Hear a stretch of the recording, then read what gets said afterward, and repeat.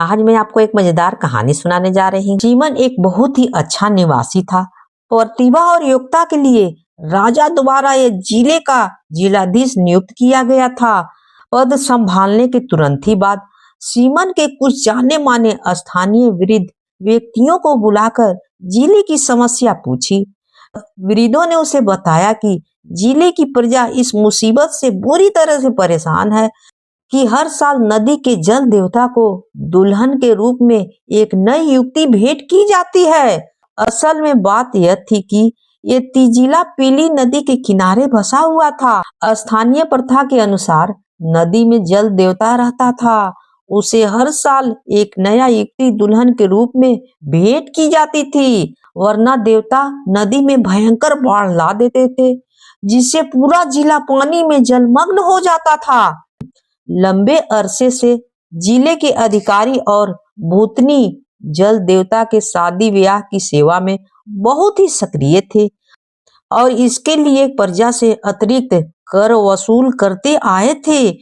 जो धन दौलत मिलती थी उसे आपस में बांटा जाता था। वृद्धों के अनुसार हर साल एक निश्चित समय पर जिले की एक बूढ़ी भूतनी विभिन्न जगहों पर गरीब की घर की रूपवती लड़की की तलाश करने निकलती है और उसे जल देवता को भेंट करने के लिए चुनती थी। फिर सरकारी अधिकारी मामले को अपने हाथ में लेकर चुनी गई लड़की को जबरन एकांत जगह पर बंद करते थे और उसे अच्छे अच्छे वस्त्र और भोजन देते थे। 10 दिन के बाद जल देवता की शादी का मुहूर्त आता था। उस लड़की को खूबसूरत सजाया और संवारा जाता था। पलंग के रूप में एक चटाई तैयार की जाती थी और लड़की उस पर बिठाकर नदी में छोड़ी जाती थी।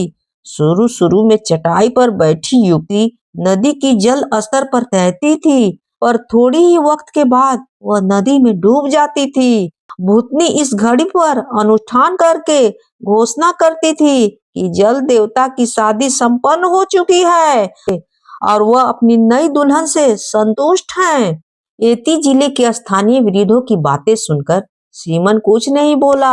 इस तरह वृद्धों ने भी उससे खास आशा नहीं बनी। जल देवता के शादी का दिन आ गया। खबर पाकर सीमन अपने सिपाहियों को लेकर पहले ही नदी के किनारे पर आया। कुछ समय बाद जिले के सरकारी अधिकारी, कुलीन वर्ग के लोग और जल देवता की चुनी गई दुल्हन भी नदी के तट पर आए। उसके बाद जो बूढ़ी भूतनी आई वह 70 साल से अधिक उम्र वाली थी। तब जाकर सीमन ने आगे आकर कहा, जल देवता की दुल्हन ले आओ, मैं देखना चाहता हूँ कि वह सुंदर है या नहीं। दुल्हन के लिए चुनी गई वह नवयुवती सीमन के सामने खड़ी की गई।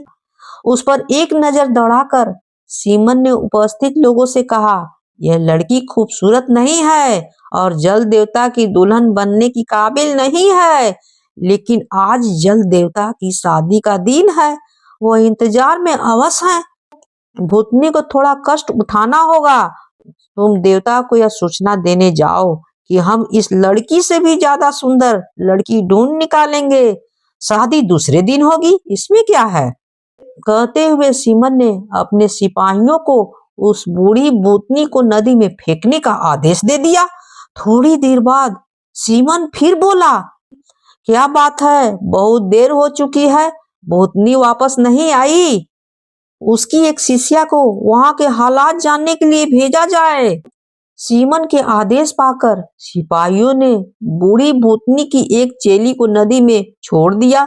इस तरह एक के बाद एक भूतनी की 3 शिष्याएं पानी में डाल दी गई। नदी के तट पर इकट्ठे सरकारी अधिकारी, धनी लोग और भीड़ के सबके सब हैरान थे, लेकिन सीमन सम्मान की मुद्रा में खड़े जल देवता की खबर आने की प्रतीक्षा में था। थोड़ी देर के बाद सीमन बोला, लगता है जल देवता बहुत मेहमान नवाज हैं। वह हमारे द्वारा भेजे गए दूतों को लौटाने नहीं देते हैं। बेहतर होगा कि खबर लेने के लिए फिर एक व्यक्ति को भेजा जाए। हाँ। कहते हुए सिमरन की नजर जल देवता की शादी ब्याह के मामले में सक्रिय रहे। सरकारी अधिकारी, धनी और कुलीन लोगों की ओर घूमी। डर के मारे ये लोग तुरंत जमीन पर घुटने के बल झुककर सीमन से क्षमा मांगने लगे। उन्हें डर था कि कहीं सीमन उन्हें भी जल देवता से मिलने के लिए नदी में तो नहीं फेंक देगा। इस वक्त सीमन ने भीड़ को संबोधित करते हुए बुलंद आवाज में कहा, जल देवता की शादी असल में जिला वासियों से धन दौलत लूटने की चाल है। भविष्य में अगर कोई फिर जल देवता की शादी ब्याह का मामला करेगा तो उसे नदी में देवता के पास भेज दिया जाएगा, समझे? इस घटना के बाद जिले में जल देवता की शादी फिर कभी नहीं हुई और यह जिला भी सीमन के कुशल प्रशासन में सुव्यवस्थित और सुशासित हो गया। आज मैं आपको एक मजेदार कहानी सुनाने जा रही हूँ। एक शहर में एक राजा राज करता था, जहाँ एक बूढ़ा बैगा और उसकी औरत रहते थे।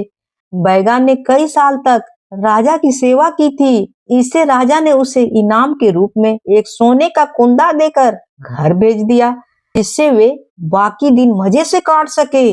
चलते चलते बूढ़ा बैगा एक नदी के पास आया। नदी के किनारे वह सोना रखकर नहाने लगा। तभी एक कुत्ता वहां आया और सोना ले गया। वह बूढ़ा तब बहुत गुस्सा हुआ और सोचा, भगवान ने इसे चुराया है। वह गुस्से से बोला, इसके लिए मैं भगवान को मारूंगा।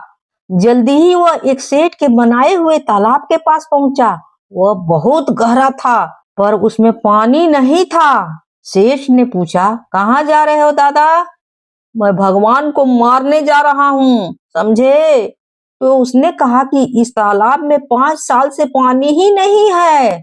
फिर बूढ़ा एक खेत के पास आया, जहाँ एक घोड़ा खड़ा था। तुम कहाँ जा रहे हो? घोड़े ने पूछा। मैं भगवान की पिटाई करने जा रहा हूँ। बूढ़े ने जवाब दिया। तो घोड़े ने कहा, उनसे कह देना कि 12 साल से कोई मेरी सवारी नहीं कर रहा है, मेरी तरफ से कह देना। बूढ़ा एक गांव में पहुंचा, जहां एक गोड़ रहता था। उसकी 5 औरतें थीं, पर वे सभी उसे छोड़कर भाग गई थी। उसकी बहन ही उसके साथ रहती थी। तब भगवान देवार के रूप में आए और बूढ़े से बोले, दादा कहाँ जा रहे हो? मैं भगवान को पीटने जा रहा हूँ। तब भगवान ने बोला, अरे क्यों परेशान हो रहे हो? अपने घर जाकर देखो, वहाँ तुम्हें सोना मिलेगा। तुम्हारा सोना वहीं है। बूढ़ा बोला, पहले मुझे एक पत्र लिखना है। तब भगवान ने उसकी तरफ से एक चिट्ठी लिख दी। इस चिट्ठी में बूढ़े ने सेठ, घोड़े और गोड़ की बात कही। तब भगवान बोले, सेठ से कहना कि तालाब में अंगूठी गाड़ दे तो पानी ऊपर आ जाएगा। तुम जाओ। घोड़े को लगाम लगाना, वह तुम्हें घर ले जाएगा। गोड़ की बहन को तुम रख लो तो उसकी 5 औरतें वापस मिल जाएंगी। तब जैसा भगवान ने कहा, बूढ़े ने वैसा ही किया और वैसा ही हुआ भी। आखिर में जब वो अपने घर आया तो उसने देखा कि कुत्ता उसका सोना घर ले आया है। उसने गोड़ की बहन को शादी करके ले आया घर, तो सुख से रहने लगा। गोड़ की 5 औरतें घर आ गई और घोड़ा का लगाम लेकर तो खुद ही आ गया और घोड़ा पर खुद ही सवारी करके घर ले आया और रोज सवारी करने लगा। घोड़ा का सवारी मिल गया, गोड़ को पत्नी मिल गई। अगर कहानी अच्छी लगी हो तो प्लीज लाइक शेयर और सब्सक्राइब जरूर कीजिएगा। कहानी होती है समाप्त।